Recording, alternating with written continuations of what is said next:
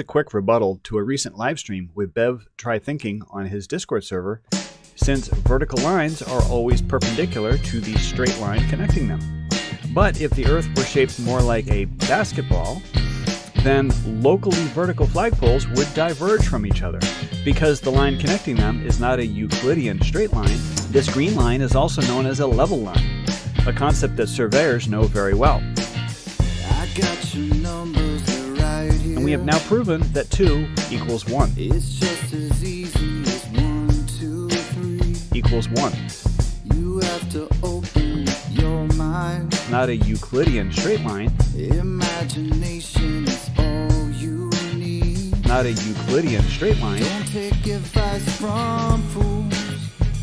Everything that was assumed to be a straight line. Was assumed to be a straight line. Never take advice from fools. We all know what they do is in vain. Not a Euclidean straight line. Was assumed to be a straight line. We have now proven that 2 equals 1. Since we know that this isn't true, then we have a conundrum. Either we've just disproven the laws of algebra, or there's a mistake hidden somewhere within the steps. In a plane, Euclidean geometry, 2 lines perpendicular to one straight line are parallel to each other. Are parallel to each other. You just have to say it in generality. Horizontal and vertical lines. Like those straight lines curving. Horizontal and vertical lines are perpendicular to each other. Road, Therefore, the Earth cannot be a globe. I don't know. Horizontal and vertical lines are perpendicular. All of this goes. Leads us to the conclusion that the Earth cannot be a globe. Vertical lines are always perpendicular to the straight line connecting them. Leads us to the conclusion that the Earth cannot be a globe.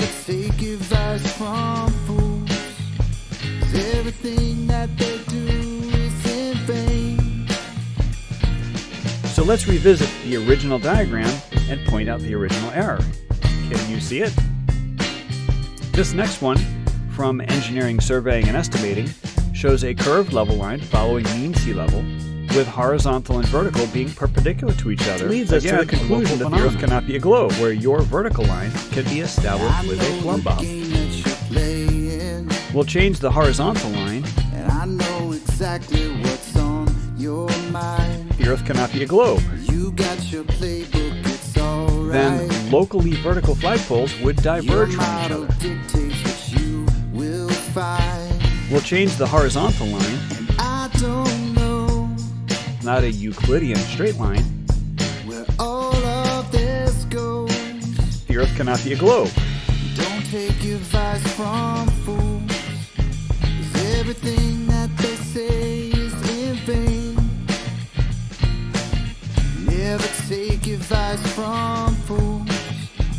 We all know what they do is in vain. You cannot have a globe. You cannot have a globe if water forms a plane. You cannot have a globe. I think everybody said you cannot have a globe if water forms a plane. Thank you. And if science tells us that the Now that is scientific fact. There's no real evidence for it, but it is scientific fact. Cannot tell us water forms a plane. Note that vertical is a local phenomenon, always perpendicular to the level where you are. So let's revisit the original diagram and point out the original error. Note that vertical is a local phenomenon, always perpendicular to the level where you are. Can you see it? The original horizontal line connecting the 2 verticals was assumed to be a straight line, which is only true if the Earth were not a globe. This leads us to the conclusion that the Earth cannot be a globe, which is a begging the question fallacy. The circular argument that concludes that the Earth is not a globe started with the premise that the line connecting the 2 verticals was straight, thus not on a globe. So, You don't understand. You don't understand. It's not my problem if you don't want to learn. You're just on your own. this leads us to the conclusion that the Earth cannot be a globe, which is a begging the question fallacy. The circular argument that concludes that the Earth is not a globe started with the premise that the line connecting the two verticals was straight, thus not on a globe.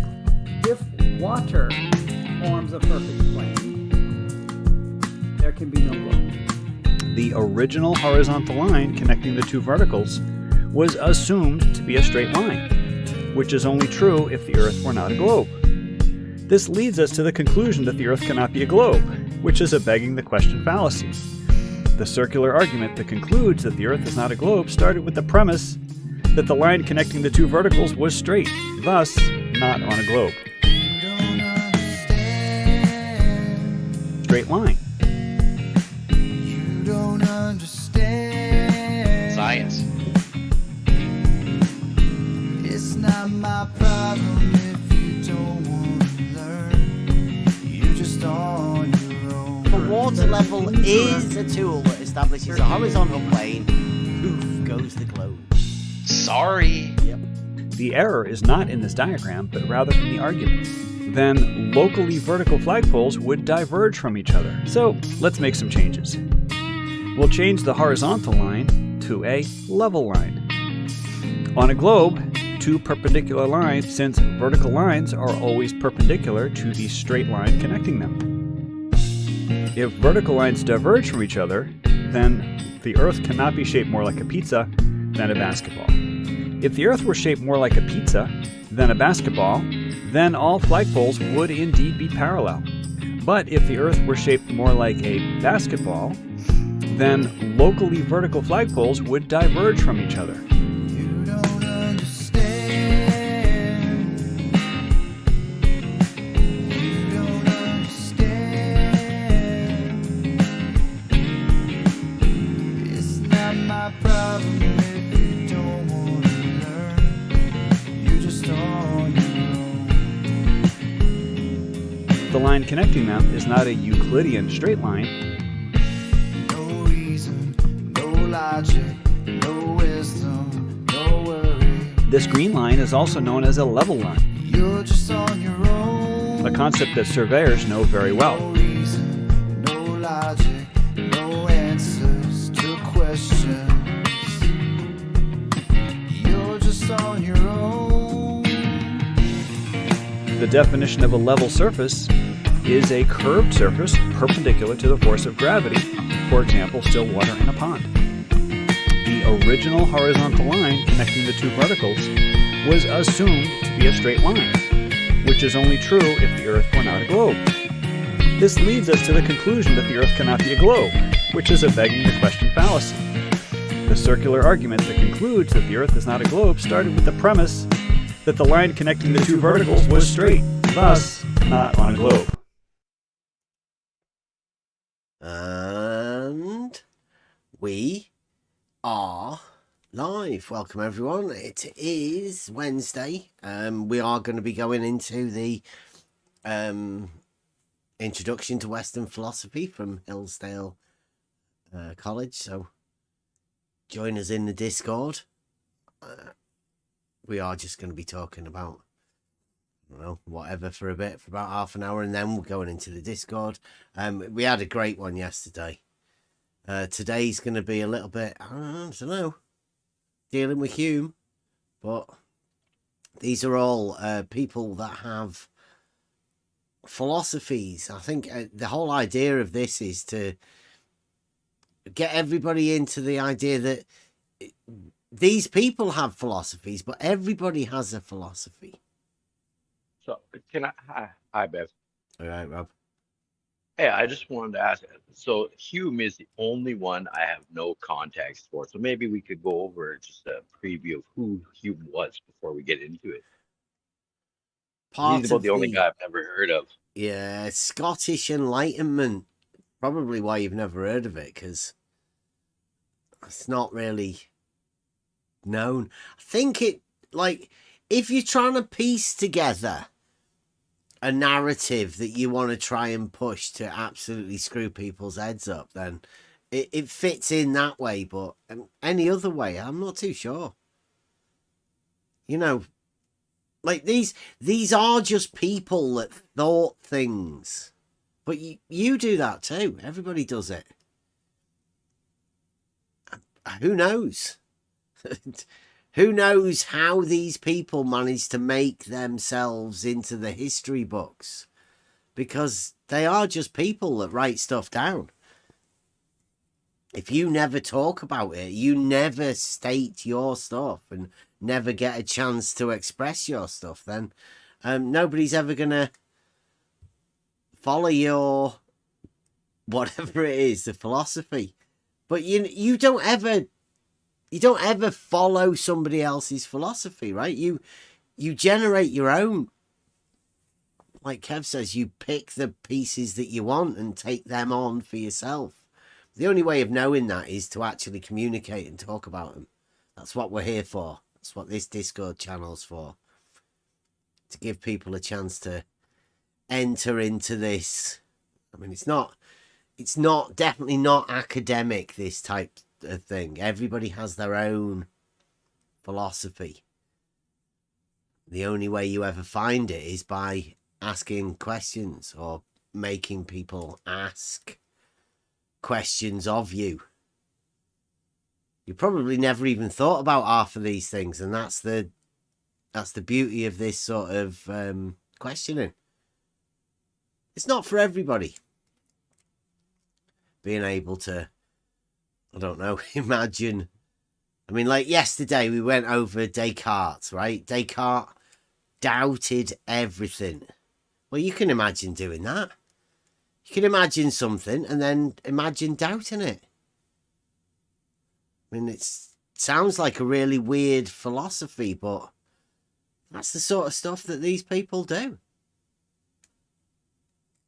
Can you doubt your own knowing about something? Can you doubt? How far can you doubt down the line, right? Do you ever find anything that you're absolutely certain of when you do that process?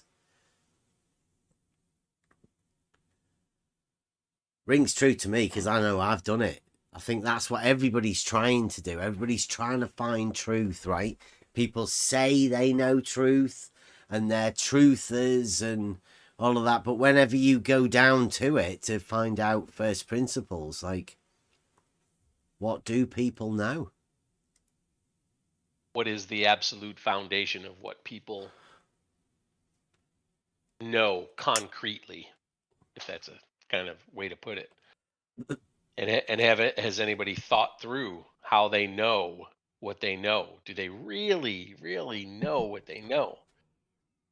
Well, Descartes, historically anyway, guy we learned about yesterday, went through this whole doubting process.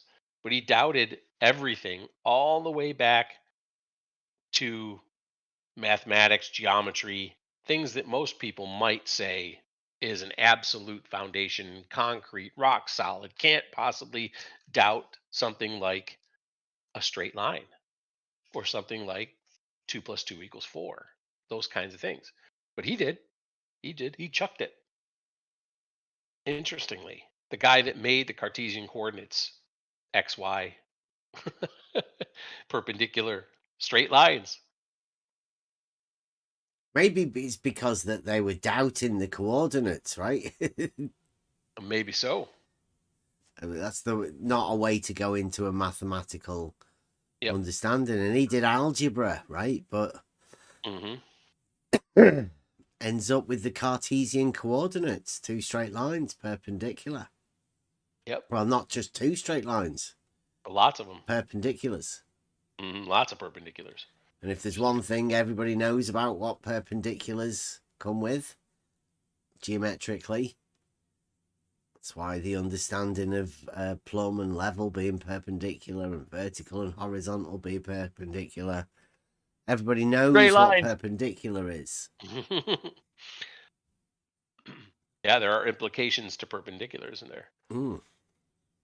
Rob, but if you want to know just briefly, and since this is going out there today, I'll just give you a tad bit on Hume. You'll get more when we go through the thing here. But he was came a little bit after Descartes, so he was early 1700s to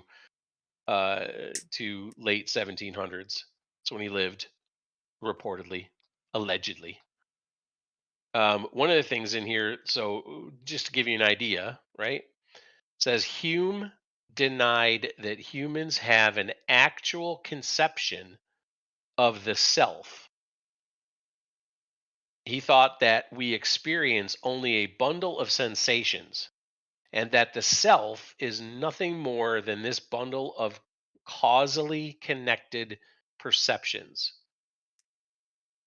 Hume's theory of free will takes causal determinism as fully compatible with human freedom.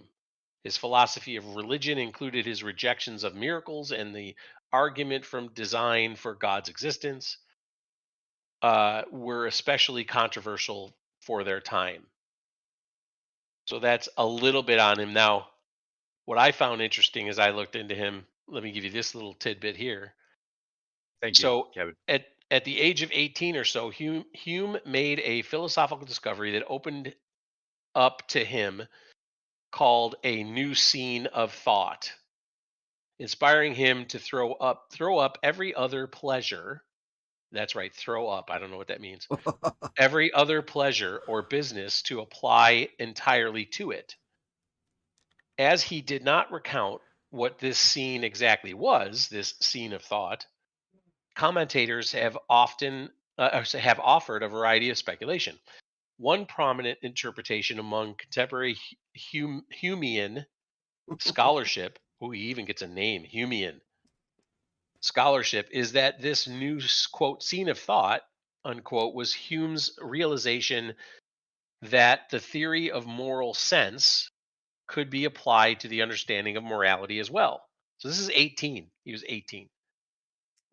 From this inspiration, Hume set out to spend a minimum of 10 years reading and writing. He soon came to the verge of a mental breakdown. Now, you might look at that and say, well, didn't Descartes, like the instructor yesterday said, he was standing at the abyss after he gave up logic, right? So in this guy, it's said, again, allegedly, that he soon came to the verge of a mental breakdown. First, starting with a coldness, which he attributed to a quote laziness of temper that lasted about 9 months. Later, some scurvy spots broke out on his fingers, persuading Hume's physician to diagnose Hume as suffering from quote the disease of the learned, unquote. Did you ever hear that? Disease of the learned? Disease of the Please you tell us educated? some more of that. Yeah, I guess that's what it is, right? Learned would be We would- educated? Yeah, this sounds like Yeah, like doctor, rubbish. Yeah, because doctor is in Latin educated or learned. yeah, learned. Disease of the learned. Hume wrote that he, quote, went under a course of bitters. I don't know what bitters are. Is that like a spirit of some sort? And anti-hysteric pills, unquote. Wow. Taken along with a pint of claret, that's a wine, Yeah. every day. So he had some anti-hysteria pills along Where with did they come up with those? some wine. Good question. I don't know. Alchemy and stuff was big back then, though, right? So pharmaceuticals go way back. He also decided to have a more active life to better continue his learning.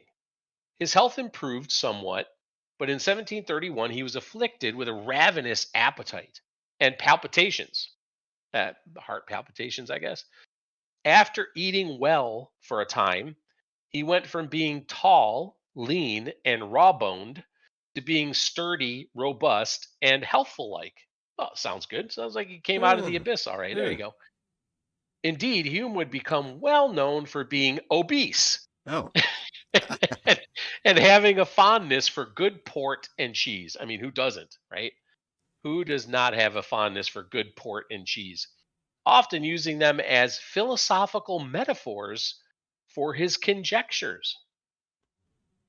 So that's a little bit about Hume. I just found that really you could do interesting. to go over that again. Like you've sort of wasted that. I think that would have been better in the thing. You might have Well, to we'll go do that. over We'll do it again. Yeah, we'll do it again. We'll do it again. I just found that interesting because I didn't know. I'm with you, Rob. Right? I didn't know much about Hume. I know Bev talked a little bit about Hume, and there's a lot more about Hume. A lot more. I don't know how much we're going to get through this Yeah, it's sort of particular how much you course. I think we're going to have to go through a bit because obviously I think you've been over it. It's hidden. It's sort of brushed under the carpet because Seems that way. this is sort of pretty dangerous stuff meant for the mind. Where the mind gets placed within these different thoughts, right? Now, I'm pretty sure everybody knows people that have gone into an abyss, right? They've gone to a dark place. And what do you do with that? Well, it seems like some of them actually write stories about it. They write books. I've been in that dark place. Mm. Yeah, but would you advise somebody writing it down and then giving somebody else the chance of saying, well, this is a philosophy that you We'll should find out at the end of today, I think. take your mind to that place? I'm not too sure. There's some sort of things that you should do, right? And you should always challenge yourself. But there's some places that might end you up in madness.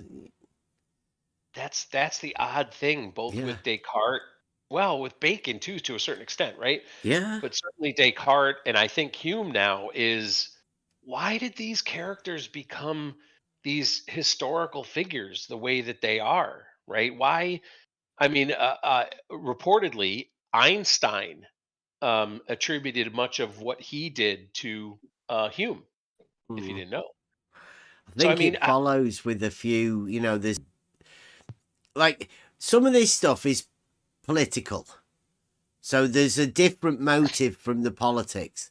But then that seems to creep into the mathematics, logic, the geometry, which I'm pretty sure they should be kept separate. Right? There's the different parts of the mind that are used in different places, and mathematics is reserved for the bit that they want to get rid of. So they should just keep it separate. But I guess there's a conflict there, obviously. Yeah, obviously. I think you put that very well. I think maybe many people have heard this before, but they say that the two halves of the brain, right? That the logical part of the brain, I think, is the left, if I'm not mistaken, is the left side of the How brain. would you know? And then, well, you wouldn't. This is what they say. And then the right side of the brain is more for let's say emotion or arts kind of thing, or philosophy might reside there. I don't know. But if that's true, right, you could see how you'd want one to you might want one to take precedent over the other. And the more that you can try to push logic and reason out, the more the other side can advance. I think when it comes to the brain, it is a zero sum game, isn't it? I mean, there's only your brain. You're not getting any more juice from anyone else. So where are you going to put your focus on? Well, we saw what happened with Descartes with his little exercise of, doubting everything, until you even doubt mathematics and geometry itself. But suddenly you find an ego, and you've in a sense become your own god. Well, there you go, great. And then you get Hume, who at a very young age is taking anti-hysteria pills with wine. I mean, I've seen movies with people like that on there. I'm not sure that I'd put them in a history book and laud them for being a great philosopher, but there you have it. Yeah, I would. I mean, at the age of 18, a young person going into, I don't know. Like, I'm always said that most of the people who are listening to us and are of a certain age, right? It's that age where your mind gets chance to slow down, right? The stresses and everything of life and jobs and all of that, those distractions that are put there, you can get chance to put those to one side, and give your mind chance to calm down, and then you can add these thoughts. I can't imagine somebody of 18 years old being into this, and I can't imagine myself at 18 attempting to do this sort of thing. I mean, I've got young sons. I don't expect them to do it. There's a lot of I don't know. I don't think it's for the young. I think it's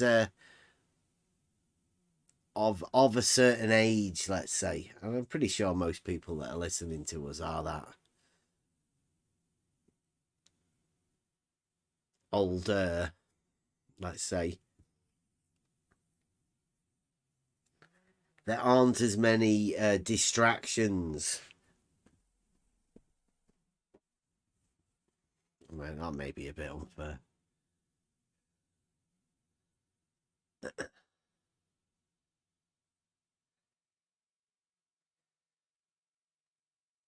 Hopefully that gave you a little bit of a flavor, Rob.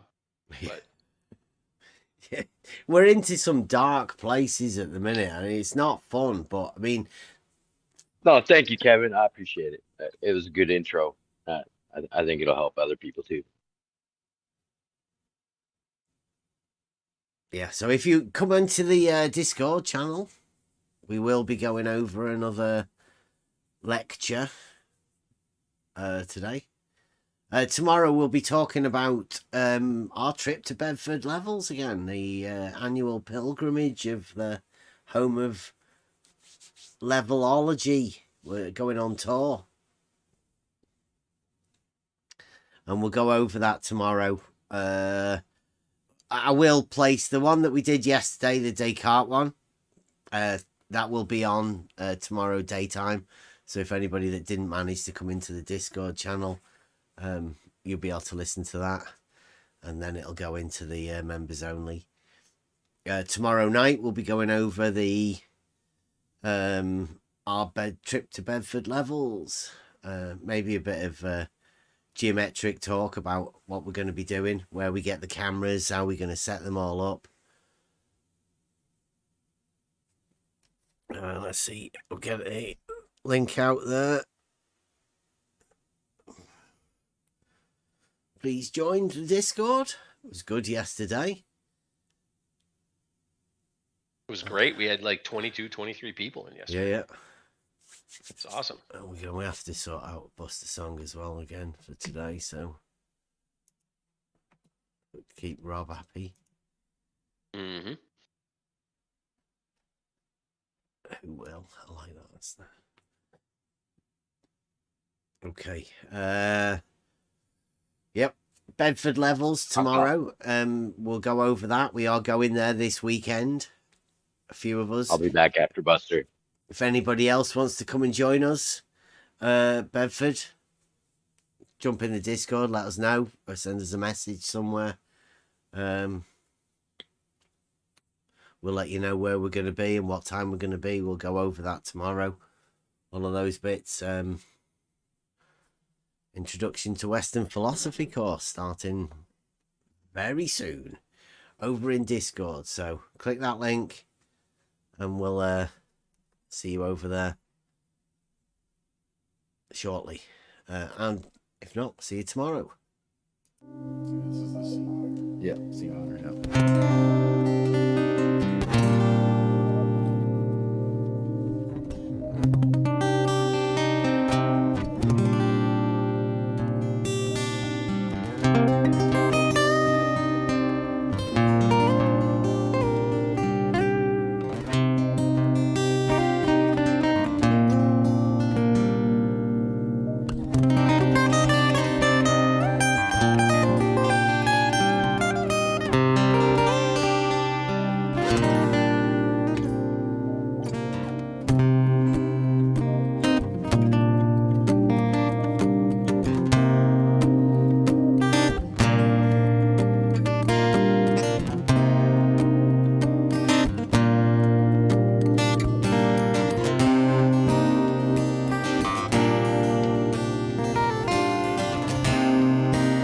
I see the writing on the walls plain. Ramblings of these madmen going insane. And now I see it clear. running and they're hiding because of fear.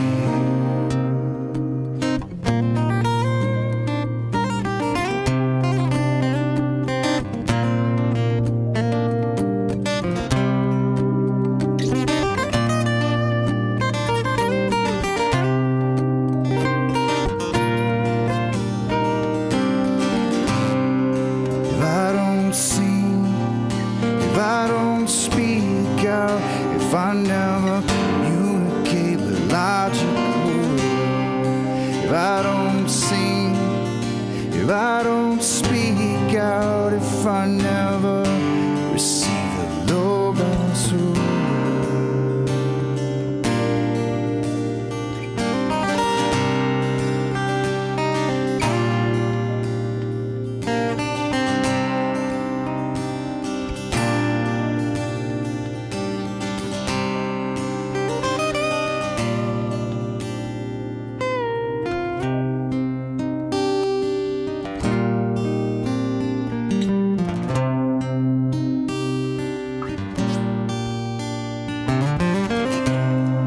transcendental numbers and conceptual mass will take you on a journey down a Penrose path, and you'll never see it clear.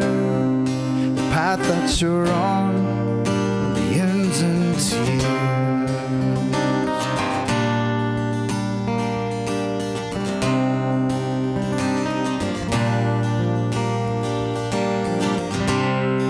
If I don't sing and if I don't speak out, if I never communicate with logic or will, if I don't sing and if I don't speak out, if I never receive the logos or will.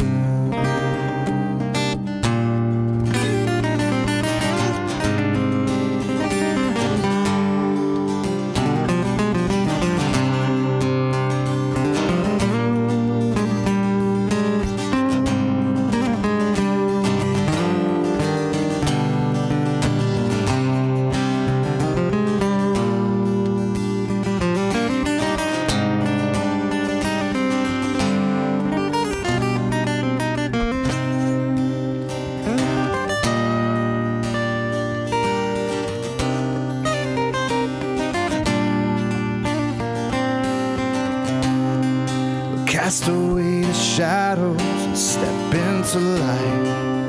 We're taking down giants and opening sight. And now I see it clear. The path that you're on ends in fear.